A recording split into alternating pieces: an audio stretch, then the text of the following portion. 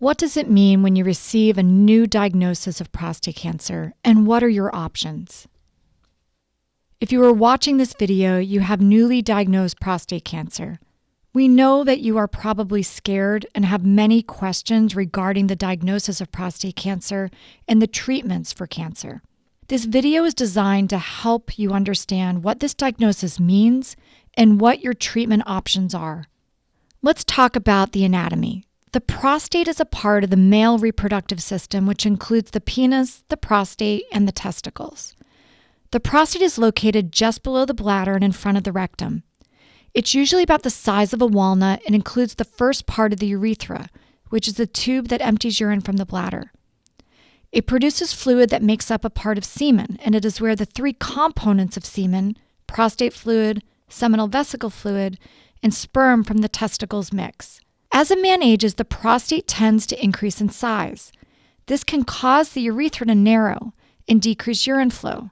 This disease is called benign prostatic hyperplasia, and it is not the same as prostate cancer. Men may also have other changes to the prostate that are not cancer-related.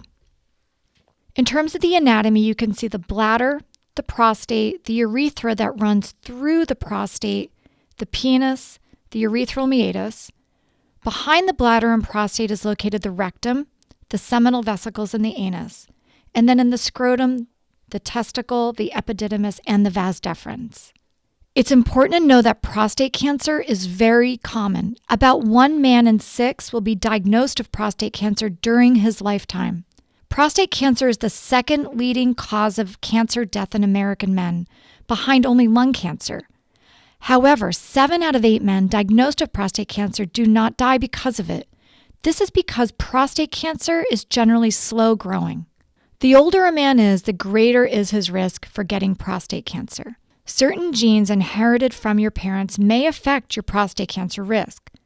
There's no one single gene responsible for lowering or raising the risk of prostate cancer. But it's important to know a man with a father, a brother, or a son who has had prostate cancer is 2 to 3 times more likely to develop the disease himself. We also know that prostate cancer is more common in some racial and ethnic groups than in others, but medical experts don't understand why. Localized prostate cancer is cancer that has not moved outside of the prostate.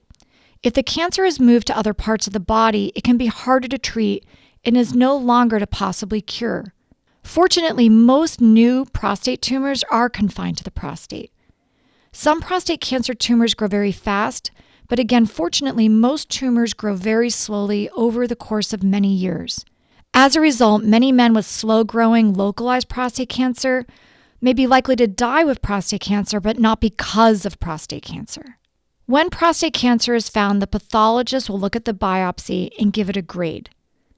The grade of the cancer is a measurement of how quickly the tumor is likely to grow and spread. The most common grading system used is called the Gleason score. The Gleason score can be really confusing. The score ranges from 2 to 10. To determine the grade of the tumor, the pathologist evaluates every bit of tissue from the biopsy and designates the most common grade seen and then the next most common appearance of the cancer to determine the score. Although a score of 2 to 5 shows less aggressive disease, these numbers are almost never seen following a biopsy. This has to do with the manner in which we perform biopsies and how they're evaluated. The lowest individual grade that is found is generally a 3. A Gleason score of 3 plus 3 equals 6 is typically the lowest score given, and it generally represents a slow-growing, not very aggressive prostate cancer. Gleason 7 tumors show intermediate aggressiveness. These scores can come in 2 different varieties. A 4 plus 3 tumor is generally more aggressive than a 3 plus 4 tumor because of the higher grade being found more commonly in the sample. Gleason scores of 8, 9, and 10 are tumors that are the most aggressive. Gleason scores of 8, 9, and 10 tumors are together the most aggressive. These have often already spread by the time they are found.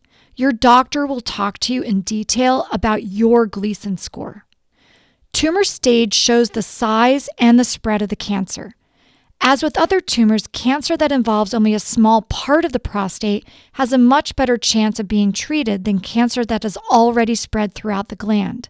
Likewise, tumors found in only the prostate are more successfully treated than those who have already spread outside of the prostate. Finally, tumors that have spread to places far from the prostate, such as to the lymph nodes or bone, have the poorest outcomes. The staging system that is used is the TNM system, which stands for tumor, nodes, and metastasis. Using the T part of the system, localized prostate cancer is staged as T1A through T1C, which means that the exam of the prostate by rectal exam is normal. Stage T2A through T2C means that the rectal exam is not normal, but there is no sign of cancer outside of the prostate. With a stage N0, there is no sign of cancer moving to the lymph nodes around the area of the prostate. In the M0 stage, there is no sign of tumor metastasis.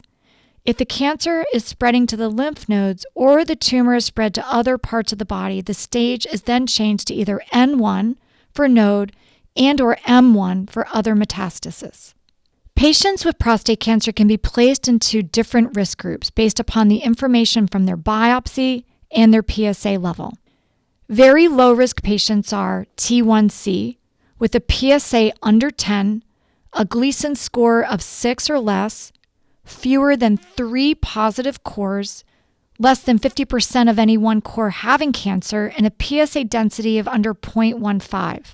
Low-risk patients are T1 through T2A, again Gleason scores of 6 or less and a PSA of under 10. The intermediate group involves T2B through T2C, Gleason 7, and PSA between 10 and 20. High-risk patients are T3A, Gleason 8 through 10, and a PSA over 20. And very high-risk patients are categorized as T3B through T4 and have the presence of metastatic disease. What factors should you consider when thinking about treatment for prostate cancer? Although the prostate is not an essential organ after a man is done having his children, it is very close to organs and structures that are very important. Since the prostate sits at the base of the bladder and forms the first part of the urethra, any treatment to the prostate can affect urinary function. The nerves that give impulses to the penis to cause erection are also positioned just behind and next to the prostate on either side and can also be injured with treatment. It's important to know that the choice for therapy for prostate cancer is yours. In most cases, there's no clear right or wrong answer when trying to decide how to address your prostate cancer. Because of this, your doctor cannot make this choice for you. And how you decide to treat your prostate cancer may be based on a number of different factors. It's important to think about what is important to you. Each man has different priorities when deciding whether to be treated for his prostate cancer. If he wishes to be treated, he may also have different values when choosing the best treatment. Some men want their cancer completely removed, no matter how old they are or what grade or stage their tumor is. They're willing to face the complications of the treatments for the chance of cure. Others are very worried about how certain treatments could affect the quality of life. Their choice may be made in order to avoid these certain complications. Each man's personal values, when discussed with his family, are the most important issues in choosing which treatment is best. The other thing to consider is a patient's overall health status. What other health problems do you have? Overall health status can include your health history or your family history. It includes your current health and how serious any other disease you have are. Overall health can influence how long a man will live. So for some men, their overall health may influence the risk of problems that they may experience with some prostate cancer treatments. Urinary, sexual, and bowel function may be affected by certain treatments in some men more than others. It's important to talk and think about life expectancy. How long are you expected to live? Life expectancy, rather than patient age, is important to keep in mind when choosing a treatment. When a man's life expectancy is quite long, localized prostate cancer may cause illness and death. In later years or when he has other serious disease, the chance for a man's cancer will get worse or that he will die from prostate cancer is less. One of the treatment options for localized prostate cancer is active surveillance. This is based on the fact that some prostate cancers may never become life-threatening. Patients in active surveillance are monitored closely to make sure that the disease is not progressing and that the disease is not worse than initially thought. With this approach, a PSA blood test and a rectal exam are checked usually 2 to 4 times a year, and prostate biopsies are done frequently, every 1 to 2 years. MRI pictures may also help in making sure that the disease is not progressing. Other treatments can be started at any time when a patient is under active surveillance, if the cancer shows signs of growth or if it's becoming a more aggressive tumor. There are advantages and disadvantages to active surveillance. Managing localized prostate cancer with regular exams but no treatment has one main advantage. There are no immediate complications. So this could be a good choice for a man with a longer life expectancy and a very low-risk tumor. These men usually have a lower Gleason score, a lower PSA, and low clinical stage. Medical studies show that a man that has localized, low-grade prostate cancer has a lower chance of the tumor growing within the first 10 years after it's been found. The main disadvantage of watchful waiting and active surveillance is that over time the cancer could become worse and even become untreatable. With regular monitoring, patients on active surveillance should have significant warning, though, before the disease progresses. The signs of cancer getting worse and the exact time to start treatment are not always known. If the cancer spreads outside the prostate during the time between checkups, there's a good chance that it may not be amenable to curative therapy. When prostate cancer spreads, it often spreads into the bone or lymph nodes. Symptoms like pain, kidney problems, or urinary problems often do not appear until the disease is widespread, so very close monitoring is essential. Another treatment option for localized prostate cancer is radiation therapy. Radiation therapy causes the prostate cells to virtually die in place over time. External beam radiation, IGRT, IMRT are the therapies used. The prostate is treated with a carefully targeted beam of radiation that involves delivering short daily treatments over about a course of 2 months. Interstitial prostate brachytherapy is also an option. That's when small radioactive seeds are planted inside the prostate. The radiation dosing is planned to cover the entire prostate. These seeds are then placed into the prostate using needles that go through the skin between the scrotum and the anus. Both radiation therapies, whether it be seeds or beams, can be combined with one another. And in some patients, the combination of hormone therapy and external beam radiation has been shown to be more effective. Let's review some of the advantages and disadvantages to radiation therapy. The advantages are it's less invasive than surgery. There are high survival rates. Urinary incontinence occurs less often than with surgery. Erectile dysfunction may also happen less with radiation therapy. The disadvantage is that it leaves the prostate inside the body, and it's possible for some cancer to remain and worsen in the future. Although today's new radiation treatments cause less harm to normal surrounding tissue, a man may still experience bowel, urinary tract, and genital tract complications. Fortunately, the side effects of radiation are rare and often don't show up for years. However, these side effects, scarring, bleeding, secondary cancers, may be difficult to treat. Another option for the treatment of prostate cancer is the radical prostatectomy. This involves the removal of the entire prostate and seminal vesicles. Radical prostatectomy is an operation where the prostate is surgically removed. This requires an anesthetic. The patient is usually in the hospital for 1 to 3 days following the surgery and then is sent home with a urinary drainage tube, a catheter that drains the urine from his bladder. The tube will be removed after 1 to 2 weeks. Let's talk about the advantages and disadvantages of radical prostatectomy. The main benefit of radical prostatectomy is that this surgery could remove all of the cancer. And because the prostate is completely removed, it can be analyzed by pathologists to determine the exact stage and grade of the disease. Lymph nodes may also be removed at the time of surgery, which gives further staging information. The disadvantages to radical prostatectomy include the use of a general anesthetic and a hospital stay. Acute complications that occur immediately after surgery may include infection, bleeding, or injury to surrounding organs. Long-term complications might include urinary incontinence and erectile dysfunction. There are some additional therapies to be considered in the treatment of prostate cancer. Cryosurgery uses gases to freeze and then thaw the prostate tissue. Possible side effects include erectile dysfunction, worsening lower urinary tract symptoms, and incontinence.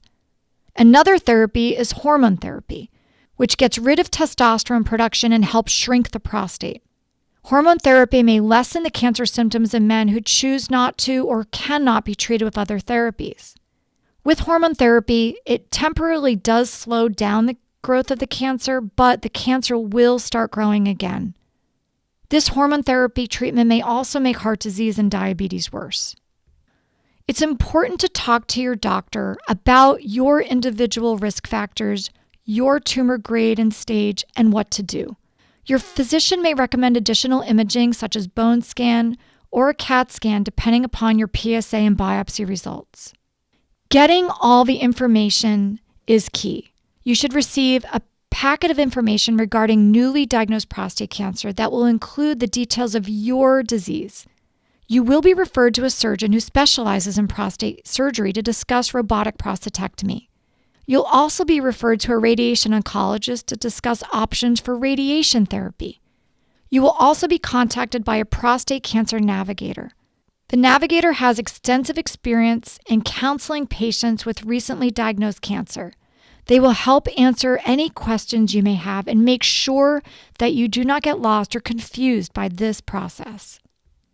We'll schedule a follow-up to discuss any additional imaging and to find out what therapy or therapies you prefer.